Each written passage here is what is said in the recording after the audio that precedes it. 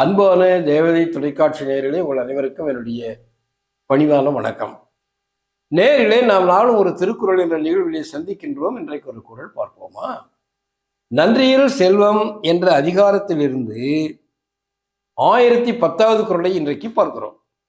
இந்த குறளை வள்ளுவர் என்ன சொல்றாருன்னா, இது வரைக்கும் பொருள் ஈட்டுவது என்பது பிறருக்கு கொடுத்து உதவணும். அப்படி பொருள் கொடுத்து உதவாதவர்கள் எப்படிப்பட்டவர்களுடைய செல்வம் எத்தகையது என்பதை பற்றி விளக்கி சொல்லி வந்த வள்ளுவர் கடைசியில நல்ல செல்வர்கள், ஈகை குணமுள்ள செல்வர்கள், பண்புள்ள செல்வர்கள் வறுமையடைந்தால் என்ன ஏற்படும் ஒரு அழகான ஓமை மூலம் சொல்றார். இப்போ வளமான மழையை தரக்கூடியது மேகம். அது சில சமயங்களில் மேகம் பெரிய மழையை பொழிவது போல தோன்றி நெருங்கி கடைசியில சிறிதளவே பெய்யுமா.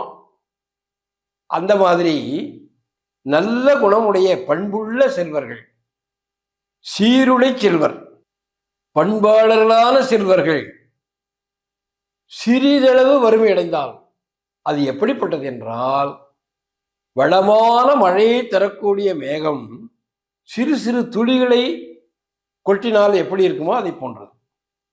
அப்படி ஒரு அருமையான உண்மையை சொல்றாரு. அப்போ வறுமை என்பது எல்லாருக்கும் வரும் தான். ஆனா ஒரு பண்புடைய செல்வர்களுக்கு வறுமை வந்தால் அது எப்படின்னு ஒரு ஓமை மூலம் சொல்றாரு. என்ன சொல்றாரு? வளமான மழையை தரக்கூடிய மேகமானது சிறு துளியை,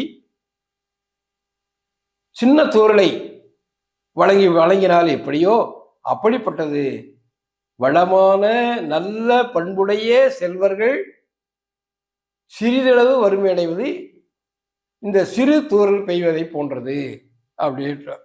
இப்பொழுது மீண்டும் குறளை பார்ப்போமா? சீருடை செல்வர் சிறுதுளி மாறினா மழை, சிறுதுளி மாறி வரங்கூர்ந்து அணையது உடைத்து. அன்பான தேவதை தொலைக்காட்சியர்களே, நாம் மீண்டும் இதே நேரத்தில் சந்திப்போம்.